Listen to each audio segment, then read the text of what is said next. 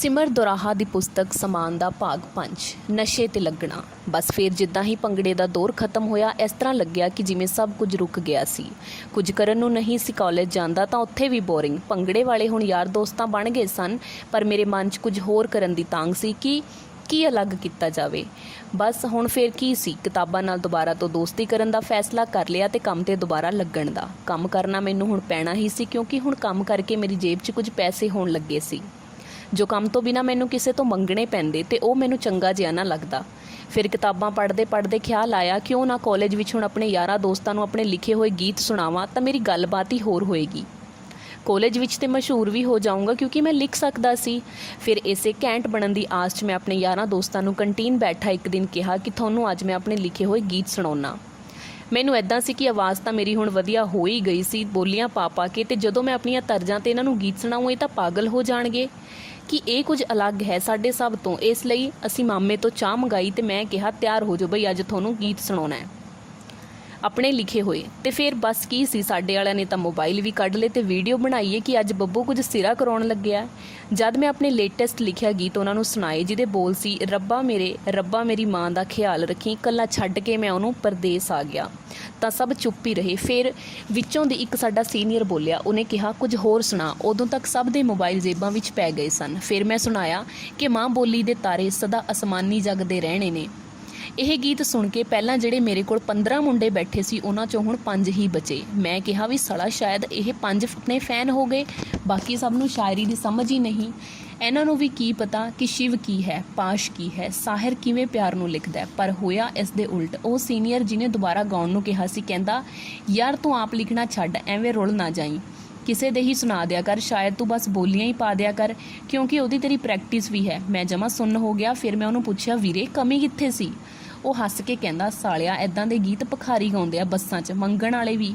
ਇੱਕ ਤਾਂ ਉਹ ਗਰੀਬ ਹੁੰਦੇ ਆ ਕਿ ਲੋਕੀ ਕਹਿਣ ਕੁਝ ਵਿਚਾਰਾ ਗਰੀਬ ਹੈ, ਕੁਝ ਗੱਲ ਸਿਆਣੀ ਕਰ ਰਿਹਾ ਹੈ। ਕਾਲਜਾਂ ਵਾਲੇ ਨਹੀਂ ਸੁਣਦੇ ਇੱਦਾਂ ਦੇ। ਜੇ ਲਿਖਣਾ ਹੈ ਤਾਂ ਮਸ਼ੂਕਾਂ 'ਤੇ ਲਿਖ, ਕੋਈ ਦਾਰੂ 'ਤੇ ਲਿਖ, ਨਸ਼ੇ ਪੱਤੇ 'ਤੇ ਲਿਖ। ਮੈਂ ਚੁੱਪ ਕਰ ਗਿਆ। ਸਾਰੇ ਮੁੜ ਕੇ ਮੇਰੇ ਕੋਲੋਂ ਉੱਠ ਕੇ ਚਲੇ ਗਏ। ਮੈਂ ਬਸ ਚੁੱਪ ਵੱਟੀ ਬੈਠਾ ਰਿਹਾ। ਕੋਲ ਚਾਹ ਦਾ ਕੱਪ ਪਿਆ ਸੀ, ਠੰਡਾ ਹੋਇਆ, ਤੇ ਉਹਦੇ ਕੋਲ ਮੈਂ ਬੈਠਾ ਸੀ ਉਸ ਤੋਂ ਵੀ ਜ਼ਿਆਦਾ ਠੰਡਾ ਹੋ ਕੇ। ਫਿਰ ਬਸ ਮੈਂ ਸੋਚਿਆ, ਗੱਲ ਤਾਂ ਬਾਈ ਸਹੀ ਕਹਿ ਕੇ ਗਿਆ ਕਿ ਇਹ ਸਿਆਣੇ ਜੇ ਗਾਣੇ ਕਾਲਜ ਵਾਲੇ ਕਿਉਂ ਸੁਣਨਗੇ। ਬੰਦਾ ਉਹੀ ਸੁਣਨਾ ਪਸੰਦ ਕਰਦਾ ਜੋ ਉਹਨੂੰ ਲੱਗੇ ਕਿ ਉਹਦੇ ਨਾਲ ਹੋਇਆ। ਜਿਵੇਂ ਕਿ ਮੈਨੂੰ ਸ਼ਾਇਰੀ ਮਾਨ ਸੁਣ ਕੇ ਇੱਦਾਂ ਲੱਗਿਆ ਕਰਦਾ ਸੀ ਕਿ ਇਹ ਤਾਂ ਮੇਰੇ ਲਈ ਹੀ ਗਾ ਰਿਹਾ।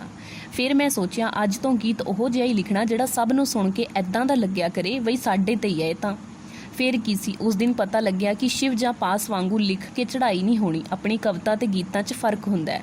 ਬਸ ਕਿਤਾਬ ਨੂੰ ਸ਼ੌਂਕ ਲਈ ਪੜ੍ਹ ਕੇ ਗੀਤ ਉਹੋ ਜਿਹੇ ਲਿਖੇ ਜੋ ਸਭ ਨਾਲ ਲੱਗਦੇ ਹੋਣ। ਫਿਰ ਕੀ ਸੀ, ਕੰਮ ਤੇ ਗਿਆ ਤੇ ਗੀਤ ਸੁਣੀ ਗਿਆ ਧਿਆਨ ਨਾਲ ਜਿਹੜੇ ਸਪੀਕਰਾਂ ਤੇ ਚੱਲਦੇ ਸੀ।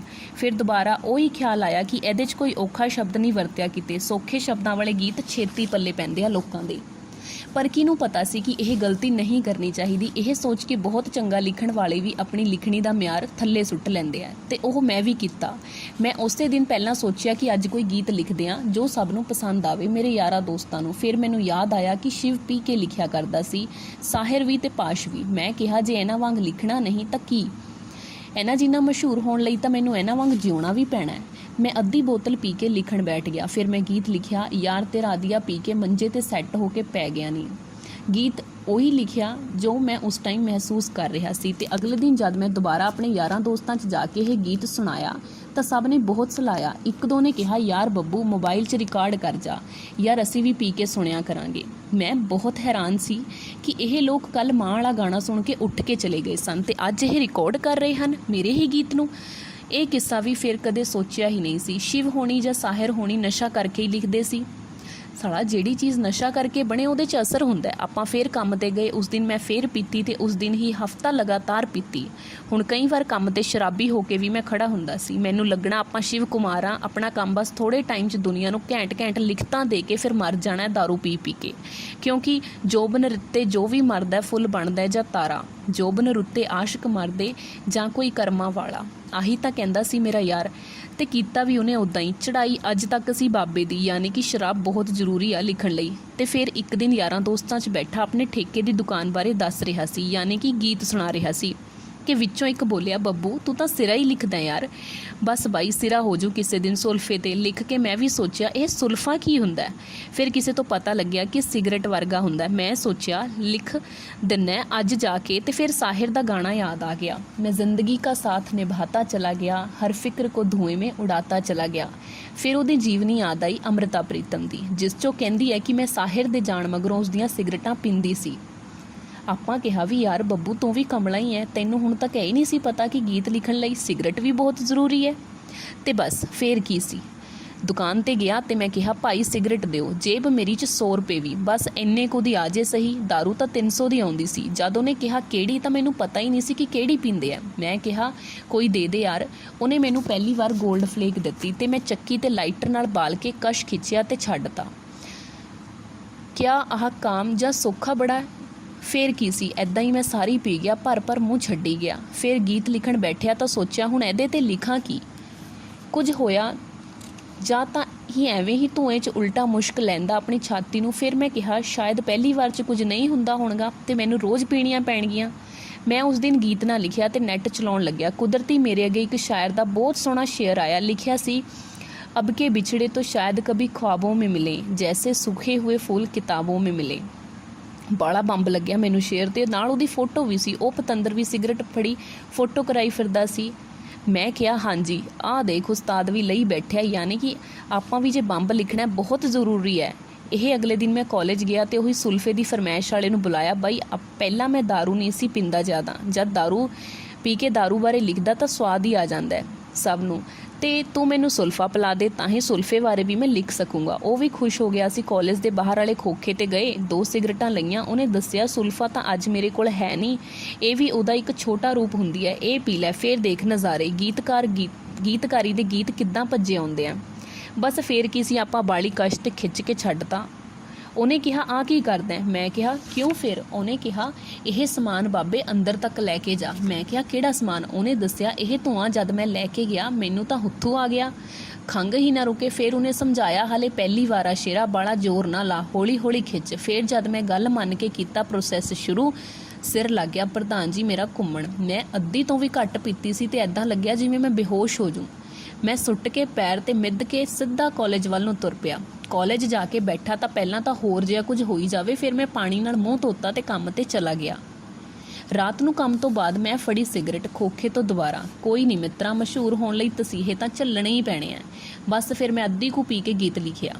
ਤੇਰੇ ਨਾਲ ਦੇਖੀਆਂ ਜੋ ਫਿਲਮਾਂ ਦੀਆਂ ਟਿਕਟਾਂ, ਦੇਖ ਰੋਇਆ ਬੜਾ ਤੇਰੇ ਨਾਲ ਪੀਤੀਆਂ ਮੈਂ ਸਿਗਰਟਾਂ। ਇਹ ਗੀਤ ਗਾ ਕੇ ਜਦ ਮੈਂ ਕਾਲਜ 'ਚ ਸੁਣਾਇਆ ਮੇਰੇ ਵਾਲੇ ਤਾਂ ਪਾਗਲ ਹੋ ਗਏ ਵੀ ਬੱਬੂ ਵਰਗਾ ਲਿਖਾਰੀ ਤਾਂ ਪੰਜਾਬ ਕੋਲ ਜਿਵੇਂ ਹੈ ਹੀ ਨਹੀਂ ਸੀ।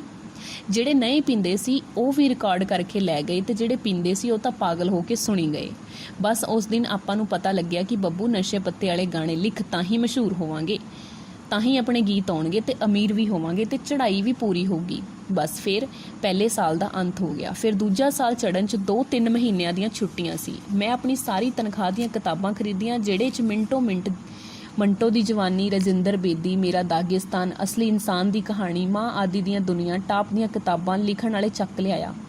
2 ਮਹੀਨੇ ਸੁਣਨ ਵਾਲਾ ਕੋਈ ਨਹੀਂ ਸੀ, ਬਸ ਆਪਾਂ ਕੰਮ ਤੇ ਹੀ ਜਾਣਾ ਹੁੰਦਾ ਸੀ। ਸ਼ਾਮ ਨੂੰ ਤਾਂ ਲਿਖਿਆ ਹੀ ਨਹੀਂ ਵਾਲਾ ਕਦੇ। ਮੈਂ ਲਿਖਿਆ ਹੀ ਉਦੋਂ ਸੀ ਜਦੋਂ ਮੈਨੂੰ ਕੋਈ ਸੁਣਨ ਵਾਲਾ ਉਡੀਕ ਰਿਹਾ ਹੁੰਦਾ ਸੀ। ਫੇਰ ਕੀ ਸੀ, ਕਿਤਾਬਾਂ ਪੜ੍ਹੀ ਗਿਆ, ਜਿਹੜੀ ਕਿਤਾਬ ਖੋਲ੍ਹਾਂ ਲਿਖਣ ਵਾਲਾ ਸਿਗਰਟਾਂ ਵੀ ਪੀਵੇ, ਦਾਰੂ ਵੀ, ਤੇ ਲਿਖਤਾਂ ਇੰਨੀਆਂ ਕਮਾਲ ਦੀਆਂ ਕਿ ਲੱਗੇ ਇਹ ਮੁੱਦੇ ਨੂੰ ਤਾਂ ਕਿਸੇ ਨੇ ਕਦੇ ਛੇੜਿਆ ਹੀ ਨਹੀਂ। ਮੰਟੋ ਦੀ ਲਿਖਣੀ 'ਚ ਇੰਨਾ ਨੰਗਾ ਸੱਚ ਮੈਨੂੰ ਜਾਇਆ ਕਰੇ ਪੜ੍ਹ ਕੇ, ਤੇ ਇਹ ਇੰਨਾ ਸਿੱਧੇ ਤੌਰ 'ਤੇ ਨੰਗੇ ਲਫ਼ਜ਼ ਕਿਵੇਂ ਇਸਤੇਮਾਲ ਕਰ ਲੈਂਦਾ, ਇੰਨਾ ਬੇਬਾਕ ਕਿਵੇਂ ਸੀ ਕਿ ਮੈਂ ਆਪਣੇ ਗਾਣਿਆਂ 'ਚ ਹੁਣ ਨੰਗੇ ਲਫ਼ਜ਼ ਇਸਤੇਮਾਲ ਕਰਨੇ ਚਾਹੁੰਦਾ ਸੀ।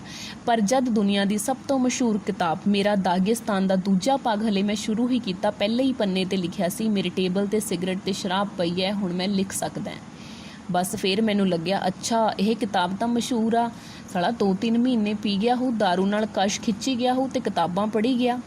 ਸ਼ਾਇਦ ਉਸ ਟਾਈਮ ਘੱਟੋ ਘੱਟ ਮੈਂ 50 ਕਿਤਾਬਾਂ ਪੜ੍ਹ ਦਿੱਤੀਆਂ। ਪੜ੍ਹਨ ਦੀ ਸਪੀਡ ਵੀ ਆਪਣੀ ਬਣ ਗਈ ਸੀ। ਹੁਣ ਕਿਤਾਬਾਂ ਨਾਲੋਂ ਜ਼ਿਆਦਾ ਚਾਹ ਨਸ਼ੇ ਦਾ ਹੋਣ ਲੱਗਿਆ। ਫਿਰ ਮੈਂ ਸੋਚਿਆ ਇਹ ਲਿਖਣ ਵਾਲੇ ਤਾਂ ਸਿਰਫ 2-3 ਤਰ੍ਹਾਂ ਦੇ ਹੀ ਨਸ਼ੇ ਕਰਦੇ ਸੀ ਤਾਂ ਇੰਨੇ ਮਸ਼ਹੂਰ ਹੋ ਗਏ। ਇੰਨੀਆਂ ਵਧੀਆ ਲਿਖਤਾਂ ਤਾਂ ਕਿਉਂ ਨਾ ਆਪਾਂ ਹੋਰ ਤਰ੍ਹਾਂ ਦਾ ਨਸ਼ਾ ਵੀ ਕਰਕੇ ਵੇਖੀਏ, ਉਹਦੇ 'ਤੇ ਲਿਖੀਏ। ਬਸ ਫਿਰ ਇਹ ਗੱਲ ਸੀ ਮਨ 'ਚ। ਹੁਣ ਸ਼ਾਇਦ ਲਿਖਣ ਨਾਲੋਂ ਵੀ ਵੱਧ ਚਾਹ ਮੈਨੂੰ ਨਸ਼ੇ ਦਾ ਹੋਣ ਲੱਗ ਪਿਆ। ਕਾਲਜ ਲੱਗੇ ਤਾਂ ਮੈਂ ਜਾਇਆ ਕਰਾਂ ਰੋਜ਼ ਯਾਰ। ਹਾਲੇ ਆਉਣ ਹੀ ਨਹੀਂ ਸੀ ਲੱਗਾ ਕਿ ਹਾਂ ਇੱਕ ਮੁੰਡਾ ਮਿਲਿਆ, ਬਹੁਤ ਘੈਂਟ ਵੈਲੀ ਸੀ ਪੂਰਾ। ਗੱਲਾਂ ਬਹੁਤ ਘੈਂਟ ਸੁਣਾਉਂਦਾ ਸੀ, ਸੋਹਣਾ ਸੁਨੱਖਾ ਵੀ ਸੀ ਪਤੰਦਰ ਰੱਜ ਕੇ। ਅਸੀਂ ਗੱਲਾਂ ਜਈਆਂ ਮਾਰਨ ਲੱਗੇ ਤਾਂ ਉਹਨੇ ਕਿਹਾ ਬਾਈ ਪੀ ਲੈਣਾ। ਮੈਂ ਕਿਹਾ ਹਾਂਜੀ, ਤੇ ਉਹ ਕਹਿੰਦਾ ਚਲੋ ਫਿਰ ਅੱਜ ਪੀ ਕੇ ਗੱਲਾਂ ਮਾਰਦੇ ਆਂ। ਮੈਂ ਮੰਨ ਗਿਆ। ਸਿਖਰ ਦੁਪਹਿਰੇ ਰੋਜ਼ ਗਾਰਡਨ 'ਚ ਇੱਕ ਸੰਘਣੇ ਰੁੱਖ ਥੱਲੇ ਬੋਤਲ ਲੈ ਕੇ ਬਹਿ ਕੇ, ਜਿਹਦੀ ਛਾਂ ਬਹੁਤ ਠੰਡੀ ਤੇ ਮਿੱਠੀ ਸੀ, ਇੱਕ ਪੈਗ ਲਾ ਕੇ ਮੈਨੂੰ ਇੰਜ ਜਾਪਿਆ ਜਿਵੇਂ ਮੈਂ ਆਪਣੀ ਮਹਿਬੂਬ ਦੀਆਂ ਬਾਹਾਂ ਵਿੱਚ ਆ ਗਿਆ ਹੋਵਾਂ। ਬੋਤਲ ਲੈ ਕੇ ਬਹਿ ਗਏ। ਉਹਨੇ ਆਪਣੇ ਖਰਚੇ ਤੇ ਹੀ ਲਿਆਂਦੀ ਸੀ। ਪਹਿਲਾਂ ਅਸੀਂ ਪੀਤੀ, ਫਿਰ ਉਹਨੇ ਜੇਬ 'ਚੋਂ ਕੋਈ ਪੂੜੀ ਜੀ ਕੱਢ ਕੇ ਉਹਦੇ 'ਚ ਕੱਢਿਆ ਤੇ ਬੁੱਲਾਂ ਹੇਠ ਫਸਾ ਲਿਆ। ਮੈਂ ਉਹਨੂੰ ਕਿਹਾ ਬਾਈ ਇਹ ਤਾਂ ਭਈਏ ਕਰਦੇ ਆ। ਕਹਿੰਦਾ ਇਹ ਨਸ਼ਾ ਕਿਸੇ ਦੇ ਮਿੱਥੇ ਥੋੜੀ ਹੈ ਵੀ ਇਹ ਪੰਜਾਬੀ ਕਰੂ ਇਹ ਭਈਆ, ਬਸ ਕਰੋ ਜੋ ਮਿਲਦਾ ਹੈ। ਕਿਉਂਕਿ ਜਿਹੜਾ ਦਾਰੂ ਪੀਂਦਾ ਉਹ ਨਸ਼ੇੜੀ ਹੈ, ਤੇ ਨਸ਼ੇੜੀ ਹੀ ਬਣ ਗਏ ਤਾਂ ਕੀ ਸੋਚਣਾ ਕਿ ਕੀ ਕਰਨਾ ਕੀ ਨਹੀਂ, ਕੀ ਚੰਗਾ ਤੇ ਕੀ ਮਾੜਾ। ਇਹ ਵੀ ਨਸ਼ੇ 'ਚ ਚੰਗਾ ਮਾੜਾ ਚੱਲਦਾ ਹੈ। ਮੈਨੂੰ ਵੀ ਇਸ ਗੱਲ 'ਚ ਕਾਫੀ ਤਰਕ ਲੱਗਿਆ ਵੀ ਹਾਂ ਨਸ਼ੇ 'ਚ ਕੀ ਚੰਗਾ ਤੇ ਕੀ ਮਾੜਾ। ਫਿਰ ਮੈਂ ਉਹਨੂੰ ਕਿਹਾ ਲਿਆ ਬਾਈ ਲਵਾ, ਫਿਰ ਇਹ ਕੀ ਹੈ ਆਪਾਂ ਵੀ ਲਾਈਏ। ਉਹਨੇ ਦੱਸਿਆ ਕਿ ਇਹਨੂੰ ਕੂਲ ਲਿਪ ਕਹਿੰਦੇ ਆ। ਆਹ ਸਾਲੀ ਨਸ਼ਿਆਂ ਇਨੋ ਵੀ ਆ। ਇਨੋ 6 ਸੈਕਿੰਡ 'ਚ ਕੰਮ ਕਰਦਾ ਹੈ। ਉਦੋਂ ਇਹ ਵੀ ਲਾਉਣਸਾਰ ਦੱਸ ਦਿੰਦਾ ਹੈ ਕਿ ਕਹਿ ਦਿਖਾ ਤਾਂ ਸ਼ੈ ਕੀ ਆ। ਜਦ ਲਾਈ ਸੱਚੀ ਧਰਮ ਨਾਲ ਰੱਬ ਜਾਣਦਾ ਇੰਨਾ ਝੂਟਾ ਨਾ ਦਾਰੂ ਪੀ ਕੇ ਕਦੇ ਆਇਆ ਸੀ ਤੇ ਨਾ ਹੀ ਸਿਗਰਟ ਲਾਉਂਦੇ ਸਾਰ ਹੀ ਬੀਪੀ ਜਿਹਾ ਡਾਊਨ ਕਰਤਾ।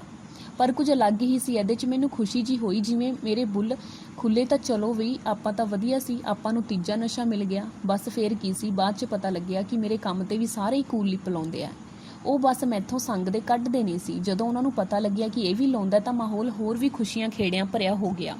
ਸਾਰੇ ਹੱਸੀ ਜਾਇਆ ਕਰੀਏ ਤੇ ਬੁੱਲ ਕਿਸੇ ਦੇ ਖੁੱਲਿਆ ਨਾ ਕਰਨ, ਲੋਰ ਜਿਹੀ 'ਚ ਕੰਮ ਕਰੀ ਜਾਇਆ ਕਰੀਏ। ਦਾਰੂ ਲੈਣ ਲਈ ਵੀ ਪੈਸੇ ਬਹੁਤੇ ਲੱਗਦੇ ਸੀ ਤੇ ਸਿਗਰਟ ਦੀ ਸਮੈਲ ਆ ਜਾਂਦੀ ਸੀ। ਸਾਨੂੰ ਇਹ ਚੀਜ਼ ਜਚੀ ਸਾਲੀ, ਇੱਕ ਤਾਂ 10 ਰੁਪਏ ਦੀ, ਦੂਜੋਂ ਕੋਈ ਸਮੈਲ ਨਹੀਂ ਤੇ ਕੋਈ ਪੰਗਾ ਨਹੀਂ ਕਿ ਕੂਲੀ ਪਿਲਾਉਣ ਵਾਲਾ ਤੁਹਾਨੂੰ ਮੂੰਹ ਦੇਖਦੇ ਸਾਰ ਪਹਿਚਾਣ ਸਕੇ। ਫਿਰ ਗੀਤ ਗੂਤ ਕਿੱਧਰੇ ਰਹਿ ਗਏ। ਨਸ਼ਿਆਂ ਦਾ ਸਵਾਦ ਹੀ ਵੱਖਰਾ ਸੀ। ਮਸ਼ਹੂਰ ਹੋਣ ਦਾ ਕੋਈ ਸੁਪਨਾ ਹੀ ਨਹੀਂ ਰਿਹਾ। ਇੱਕ ਦਿਨ ਉਹੀ ਮੇਰਾ ਯਾਰ ਜਿਹਨੇ ਮੈਨੂੰ ਕੂਲੀ ਪਿਲਵਾਈ ਸੀ ਪਹਿਲੀ ਵਾਰ, ਇੱਕ ਨਵੀਂ ਚੀਜ਼ ਲਿਆਇਆ ਜਿਹਨੇ ਮੇਰੀ ਜ਼ਿੰਦਗੀ 'ਚ ਤਬਾਹੀ ਲੈ ਕੇ ਆਂਦੀ। ਕੁਝ ਚਿੱਟਾ ਜਿਹਾ ਪਾਊਡਰ ਸੀ। ਉਹਨੇ ਪੰਨੀ ਤੇ ਰੱਖਿਆ, ਲਾਈਟਰ ਥੱਲਿਓਂ ਅੱਗ ਬਾਲ ਕੇ ਉਹਨੇ ਚਿੱਟੇ ਤੋਂ ਭੂਰਾ ਹੋ ਗਿਆ ਤੇ ਫਿਰ ਡੱਟ ਕੇ ਪਾਣੀ ਨਾਲ ਉਹਨੇ ਪੰਨੀ ਭੂਰੇ ਜਿਹੇ ਤੇ ਲੈ ਕੇ ਪੰਨੀ ਐਂਡ ਤੱਕ ਅੰਗੂਠਾ ਸਿੱਧਾ ਖਿੱਚਿਆ ਤੇ ਥੱਲੇ ਲਾਈਟਰ ਦੀ ਅੱਗ ਬਾਲੀ। ਫਿਰ ਉਹਨੇ ਇੱਕ ਨੋਟ ਦੀ ਪਾਈਪ ਜਿਹੀ ਦੀ ਮਦਦ ਨਾਲ ਉਹਨੂੰ ਖਿੱਚ ਲਿਆ। ਕੁਝ ਦੇਰ ਲੰਘਾਉਣ ਤੋਂ ਬਾਅਦ ਮੂੰਹ ਬੰਦ ਹੀ ਰੱਖਿਆ। ਹੌਲੀ ਹੌਲੀ ਸਾਹ ਕੱਢਿਆ, ਫਿਰ ਬਾਹਰ। ਮੈਂ ਸਭ ਦੇਖ ਕੇ ਹੈਰਾਨ ਸੀ ਕਿ ਇਹ ਕਰ ਕੀ ਰਿਹਾ ਹੈ। ਫਿਰ ਮੈਂ ਉਹਨੂੰ ਪੁੱਛਿਆ ਕਿ ਆ ਕੀ ਹੈ। ਉਹਨੇ ਕਿਹਾ ਬਾਕੀ ਸਭ ਤਾਂ ਫੁੱਦੂ ਨਸ਼ੇ ਹੁੰਦੇ ਆ, ਇਹਨੂੰ ਕਹਿੰਦੇ ਆ ਅਸਲੀ ਸਮਾਨ। ਮੈਂ ਕਿਹਾ ਨਾਮ ਕੀ ਹੈ ਇਹਦਾ? ਉਹਨੇ ਕਿਹਾ ਚਿੱਟਾ। ਮੈਂ ਕਿਹਾ ਇਹਦੇ ਨਾਲ ਤਾਂ ਬੰਦਾ ਮਰ ਜਾਂਦਾ, ਤੂੰ ਨਾ ਲਾਇਆ ਕਰੇ ਕੁਝ। ਉਹ ਕਹਿੰਦਾ ਲੋਕ ਤਾਂ ਕਹਿੰਦੇ ਆ ਦਾਰੂ ਨਾਲ ਵੀ ਮਰ ਜਾਂਦਾ, ਸਿਗਰਟ ਨਾਲ ਵੀ ਕੈਂਸਰ ਹੋ ਜਾਂਦਾ ਤੇ ਕੂਲ ਲਿਪ ਵਾਲੇ ਤਾਂ ਲਿਫਾਫੇ ਤੇ ਹੀ ਹੇਠਾਂ ਲਿਖੀ ਬੈਠੇ ਹੁੰਦੇ ਆ ਐਡਾ ਮੂੰਹ ਕਿ ਨਾ ਲਾਓ, ਮਰਿਆ ਤਾਂ ਮੈਂ ਫੇਰ ਵੀ ਨਹੀਂ ਤੇ ਹੁਣ ਕਿੱਦਾਂ ਮਰ ਜੂੰ। ਮੈਂ ਕਿਹਾ ਨਾ ਬਾਬਾ ਆਪਾਂ ਨਹੀਂ ਲਾਉਂਦੇ। ਉਹਨੇ ਫਿਰ ਉਸੇ ਦਿਨ ਵਾਲਾ ਤਰਕ ਦਿੱਤਾ ਕਿ ਨਸ਼ੇ 'ਚ ਕੁਝ ਚੰਗਾ ਮਾੜਾ ਨਹੀਂ ਹੁੰਦਾ। ਫਿਰ ਮੈਨੂੰ ਯਾਦ ਆਇਆ ਕਿ ਹਾਂ ਇਹ ਤਾਂ ਮੈਂ ਭੁੱਲ ਹੀ ਗਿਆ ਸੀ ਤੇ ਮੈਂ ਵੀ ਸਮਾਨ ਲਾ ਲਿਆ, ਪਰ ਹੋਇਆ ਕੁਝ ਵੀ ਨਹੀਂ। ਕੋਈ ਲੋਰ ਕੋਈ ਝੂਟਾ ਨਹੀਂ, ਬਸ ਐਦਾਂ ਲੱਗਿਆ ਜਿਵੇਂ ਸਿਰ ਹਲਕਾ ਹਲਕਾ ਜਿਹਾ ਹੋ ਗਿਆ ਹੋਵੇ ਤੇ ਬੋਲਣ ਨੂੰ ਮੇਰਾ ਦਿਲ ਨਹੀਂ ਸੀ ਕਰਦਾ। ਰਗਾਂ ਵੀ ਬੈਠੀਆਂ ਰਹਿਣ, ਗਲੇ ਨੂੰ ਵੀ ਸਵਾਦ ਆਵੇ। ਫਿਰ ਰੋਜ਼ ਹੀ ਪਤਾ ਨਹੀਂ ਉਹ ਕਿੱਥੋਂ ਲਿਆਇਆ ਕਰੇ, ਅਸੀਂ ਲਾ ਕੇ ਸਵੇਰੇ ਕਾਲਜ ਨੂੰ ਜਾਇਆ ਕਰੀਏ। ਕਿਸੇ ਨੂੰ ਬੁਲਾਈਏ ਨਾ ਬਾਲਾ, ਬਸ ਨਰਕ ਖੁਰਕੀ ਜਾਇਆ ਕਰੀਏ। ਬੁੱਲਾਂ ਹੇਠਾਂ ਕੋਲ ਲਿਪ ਲੱਗੀ ਹੁੰਦੀ ਸੀ। ਅੱਜ ਕੱਲ੍ਹ ਯਾਰ ਹੋਣੀ ਕੋਈ ਗੀਤ ਨਹੀਂ ਸਨ ਲਿਖ ਰਹੇ ਤੇ ਨਾ ਹੀ ਗਾਉਂਦੇ ਸੀ। ਦਿਲ ਹੀ ਨਹੀਂ ਸੀ ਕਰਦਾ। ਬਸ ਸਾਰਾ ਦਿਨ ਐਦਾਂ ਹੁੰਦਾ ਕਿ ਸਮਾਨ ਦਾ ਹੱਲ ਹੋ ਜੇ ਸਭ ਤੋਂ ਵਧੀਆ। ਮੈਨੂੰ ਐਦਾਂ ਲੱਗਦਾ ਉਹਨੂੰ ਹੀ ਮੈਂ ਆਪਣਾ ਪੱਕਾ ਯਾਰ ਸਮਝਦਾ ਸੀ, ਕਿਉਂਕਿ ਉਹ ਮੈਨੂੰ ਰੋਜ਼ ਸਮਾਨ ਲਵਾਉਂਦਾ ਸੀ। ਪਰ ਕਿਹਨੂੰ ਪਤਾ ਸੀ ਕਿ ਮੈਂ ਵੀ ਐਦਾਂ ਦੋਨੋਂ ਹੀ ਭੁਲੇਖੇ 'ਚ ਸੀ ਕਿ ਇਹਦੇ ਨਾਲ ਸਾਨੂੰ ਸਵਾਦ ਤਾਂ ਆ ਰਿਹਾ ਪਰ ਸਾਡੀ ਕੋਈ ਗੱਲ ਗੋਲ ਨਹੀਂ ਰਿਹਾ। ਹੁਣ ਤਾਂ ਮੈਨੂੰ ਘਰਦਿਆਂ ਦਾ ਖਿਆਲ ਵੀ ਨਾ ਆਉਂਦਾ ਤੇ ਉਹਨਾਂ ਦੀ ਗਰੀਬੀ ਤੇ ਤਰਸ। ਬਸ ਸਮਾਨ ਹੀ ਸਭ ਕੁਝ ਸੀ। ਉਹ ਸੀ ਜਿਹੜਾ ਸਮਾਨ ਲਵਾ ਦੇਵੇ। ਜਦੋਂ ਸਮਾਨ ਨਹੀਂ ਸੀ ਹੁੰਦਾ, ਕਿਤੋਂ ਡੋਡਿਆਂ ਜਾਂ ਫੀਮ ਦਾ ਹੱਲ ਹੋ ਜਾਂਦਾ ਸੀ ਤੇ ਕੂਲ ਲਿਪ ਜੋਗੇ ਪੈਸੇ ਕਿੱਧਰੋਂ ਉਧਾਰ ਫੜ ਲੈਣੇ। ਬਸ ਐਦਾਂ ਹੁੰਦਾ ਵੀ ਸਿਰ ਹੋ ਰਿਹਾ ਜ਼ਿੰਦਗੀ 'ਚ। ਭੰਗੜੇ ਵਾਲੇ ਆਏ ਲੈਣ ਵੀ ਆ ਜਾ, ਇਸ ਵਾਰ ਬੋਲੀਆਂ ਤੂੰ ਹੀ ਪਾਉਣੀਆਂ ਨੇ। ਮੈਂ ਉਹਨਾਂ ਨੂੰ ਵੀ ਨਾ ਕਹਿ ਕੇ ਤੋਰਤਾ ਕਿ ਉਸਤਾਦ ਹੋਣੀ ਹੁਣ ਫਕੀਰ ਨੇ, ਆਪਣੇ ਹਿਸਾਬ ਨਾਲ ਜ਼ਿੰਦਗੀ ਬਤੀਤ ਕਰਨਗੇ। ਇੱਕ ਸਾਲਾ ਦਿਨ ਸਾਡੇ ਦੋਹਾਂ ਦੇ ਬੈਠੇ ਬੈਠੇ ਮਨ 'ਚ ਸਕੀਮ ਆਈ ਵੀ ਕਾਲਜ ਦੇ ਪ੍ਰਧਾਨ ਨਾ ਬਣ ਜਾਈਏ, ਕਿਉਂਕਿ ਆਪਣੇ ਮੂਹਰੇ ਕਿਹੜਾ ਕਿਸੇ ਨੇ ਖੜਨਾ। ਸਭ ਨੂੰ ਪਤਾ ਸੀ ਸਮਾਨ ਵਾਲੇ ਨੇ ਕੋਈ ਦਾਹ ਦੂ ਮਾਰਨਗੇ ਤੇ ਇਹਨਾਂ ਦਾ ਕੀ ਪਤਾ, ਪਾਗਲ ਸੀ ਦਿਮਾਗ ਤੋਂ। ਉਹਨੇ ਜਾ ਕੇ ਆਰਡਰ ਦਿੱਤਾ ਤੇ ਪ੍ਰੈਸ ਤੇ 1000 ਪੋਸਟਰਾਂ ਦਾ। ਮੈਨੂੰ ਹੋਸਟਲ ਦਾ ਪ੍ਰਧਾਨ ਬਣਾਇਆ ਤੇ ਆਪ ਉਹ ਕਾਲਜ ਦਾ ਪ੍ਰਧਾਨ ਬਣ ਗਿਆ। ਹੋਸਟਲ ਵਿੱਚ ਇੱਕ ਕਮਰਾ ਖੁਲਵਾ ਲਿਆ। ਜ਼ੋਰ ਨਾਲ ਹੀ ਸਾਡੇ ਸਾਰੇ ਡਰਦੇ ਸੀ ਕਿ ਇੱਜ਼ਤ ਕਰਦੇ ਸੀ ਇਹ ਪਤਾ ਨਹੀਂ, ਪਰ ਨਾਲ ਖੜਦੇ ਸੀ ਕਾਲਜ ਦੇ ਮੁੰਡੇ। ਉਹਨਾਂ ਸਾਨੂੰ ਇੱਕ ਦਿਨ ਮਿੱਥ ਕੇ ਇੱਕ ਪਿਛਲੇ ਪ੍ਰਧਾਨ ਨੇ, ਇੱਕ MLA ਨੇ ਹਾਰ ਪਵਾਤਾ ਪ੍ਰਧਾਨਗੀ ਦਾ। ਮੇਰੇ ਮਨ 'ਚ ਆਹੀ ਆਈ ਜਾਵੇ ਵੀ ਸਾਲਾ ਬਾਪੂ ਉਹੀ ਸਾਰੀ ਉਮਰ ਮਿਹਨਤ ਕਰੀ ਗਿਆ, ਮਾਂ ਤਾਂ ਉਹੀ ਚੰਗੇ ਜਿਹੇ ਲੈਕਚਰ ਦਈ ਗਈ, ਐਵੇਂ ਹੀ ਇੰਨੀਆਂ ਕਿਤਾਬਾਂ ਪੜ੍ਹੀਆਂ ਕਮਲਿਆਂ ਵਾਂਗੂ, ਲਿਖੀ ਗਏ ਸੰਗ ਪਾੜੀ ਗਏ। ਆਹ ਲੋਟਾ ਕੰਮ ਆਪਣਾ ਦਬਦਬਾ ਬਣਾ ਕੇ ਪਾਵਰ 'ਚ ਆ ਜਾਓ, ਫਿਰ ਗਾਣ ਵਾਲੇ ਵੀ ਥੱਲੇ, ਲਿਖਣ ਵਾਲੇ ਵੀ, ਤੇ ਪੈਸਾ ਕੋਲ, ਮਸ਼ਹੂਰੀ ਕੋਲ। ਇਹ ਨੇਤਾਗਿਰੀ ਜਿਹੀ ਬੜੀ ਰਾਸ ਆ ਰਹੀ ਸੀ। ਸਾਲਾ ਇਹ ਨਸ਼ਾ ਤਾਂ ਚਿੱਟੇ ਨਾਲੋਂ ਵੀ ਵੱਧ ਸਵਾਦ ਦੇ ਰਿਹਾ ਸੀ। ਜਿਵੇਂ ਇੱਕ ਗੀਤ ਸੀ, ਐਬ ਤਾਂ ਇੱਕ ਮਾੜਾ, ਤੂੰ ਤਾਂ ਦੋ ਦੋ ਲਾਈ ਫਿਰਦਾ। ਉੱਦਾਂ ਹੀ ਸਾਲਾ ਜ਼ਿੰਦਗੀ ਨੂੰ ਕਾਲਾ ਚਿੱਟਾ ਕਾਹਨੂੰ ਹਟਦਾ ਸੀ, ਪਰ ਉੱਪਰੋਂ ਪ੍ਰਧਾਨ ਕਾਹਦਾ ਬਣ ਗਏ, ਬਦਮਾਸ਼ੀ 'ਚ ਰਿਹਾ ਕਰੀਏ ਫੋਕੀ ਹੀ ਕਿ ਲੋਕੀ ਸਾਡੇ ਤੋਂ ਡਰਦੇ ਨੇ ਵੀ ਸਾਲਿਓ ਲੋਕੀ ਕਾਲਜ ਪੜ੍ਹਨ ਆਉਂਦੇ ਨੇ, ਆਪਣੇ ਲੈਕਚਰ ਲਾ ਕੇ ਮੁੜ ਜਾਂਦੇ ਨੇ, ਪਰ ਸਾਨੂੰ ਤਾਂ ਇੱਦਾਂ ਲੱਗਿਆ ਕਰੇ ਕਿ ਅਸੀਂ ਕਾਲਜ ਇੱਕ ਪ੍ਰਿੰਸੀਪਲ ਬਣ ਗਏ, ਜਾਂ ਤਾਂ ਪ੍ਰਿੰਸੀਪਲ ਕਾਲਜ ਚਲਾ ਰਿਹਾ ਜਾਂ ਅਸੀਂ। ਬਸ ਉਹੀ ਹਰੇਕ ਨੂੰ ਭਾਰੀ ਜੀ ਆਵਾਜ਼ 'ਚ ਘੂਰੀ ਜਾਇਆ ਕਰਨਾ, 10-15 ਮੁੰਡੇ ਨਾਲ ਰਲਾ ਕੇ ਗੇੜਾ ਦਿੰਦੇ ਰਹਿਣਾ। ਆਪਣੇ ਆਪ ਨੂੰ ਇੱਦਾਂ ਲੱਗਦਾ ਸੀ ਕਿ ਬਸ ਹੁਣ ਇਸ ਤੋਂ ਬਾਅਦ ਅਸੀਂ ਸਿੱਧਾ MLA ਹੀ ਬਣਾਂਗੇ। ਪਰ ਹੋਇਆ ਇਸ ਤੋਂ ਉਲਟ। ਇੱਕ ਦਿਨ ਕਿਸੇ ਨੇ ਐਦੇ ਨੂੰ ਫੜਿਆ ਸਮਾਨ ਲਾਉਂਦੇ ਨੂੰ, ਤੇ ਕੁੱਟ-ਕੁੱਟ ਕੇ ਪੁਲਿਸ 'ਚ ਦੇਤਾ, ਤੇ ਮੈਂ ਘਰੇ ਭੱਜ ਗਿਆ ਵੀ ਆਹ ਕੀ ਸਿਆਪਾ ਪੈ ਗਿਆ। ਅੱਜ ਲਈ ਇੰਨਾ ਹੀ, ਮਿਲਦੇ ਹਾਂ ਅਗਲੇ ਭਾਗ ਦੇ ਨਾਲ ਅਗਲੀ ਵੀਡੀਓ ਦੇ ਵਿੱਚ। Till then take care.